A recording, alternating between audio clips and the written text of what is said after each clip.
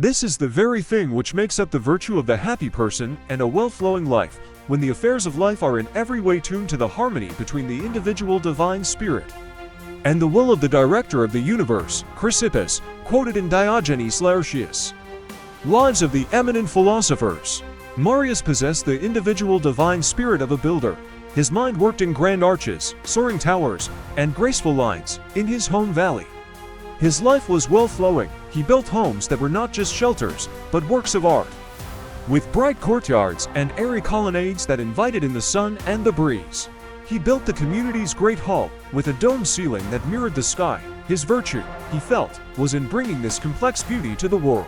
Then, the great tremor came, the valley floor shifted, the river fled its banks, and the ground became unstable. The people were forced to flee to the high, wind-swept granite cliffs above the old town. Here, the will of the director of the universe was stark and severe. There was no soft earth for foundations, only unyielding stone.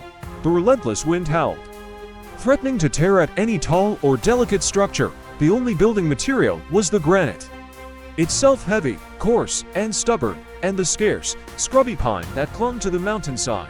Marius was in despair. His spirit was in open rebellion against this new reality. He drew plans for his beautiful arches, but the granite was too heavy, they would collapse. He designed soaring towers, but the wind threatened to topple them. His well-flowing life had become a stagnant, bitter pool. His craft was useless. He sat for days, watching the people huddle in crude, temporary lintos. His own heart as hard and cold as the stone he despised. An old woman, Myra, whose family was shivering in the smallest shelter, sat beside him. She held up a single, jagged piece of granite. "The wind does not like to be fought, builder," she said, her voice rough as the stone. "And this rock does not wish to fly.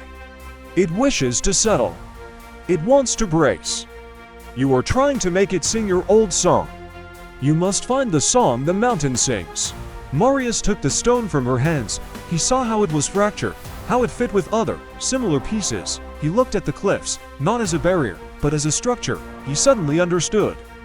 His individual divine spirit was not just about arches and towers. It was about shelter. It was about understanding form and balance. The universe was not asking for beauty that defied gravity. It was asking for beauty that embraced it. He put away his old plans. He began to work with the granite. His new designs were low, solid, and interlocking. Like the bones of the mountain itself, he built homes with thick, sloping walls that deflected the wind. He angled the structures to brace each other, creating small, sheltered courtyards between them. He used the scrub pine for low, heavy beam ceilings that offered a sense of immovable safety. It was the hardest work of his life, but as the first permanent home took shape, a deep harmony settled in him. It was a different kind of beauty, a beauty of strength, of resilience, of perfect adaptation. He had tuned his own spirit to the will of the universe, and in doing so, he had saved his people and found his virtue anew. If this story connected with you, please like, comment, and subscribe for more content like this.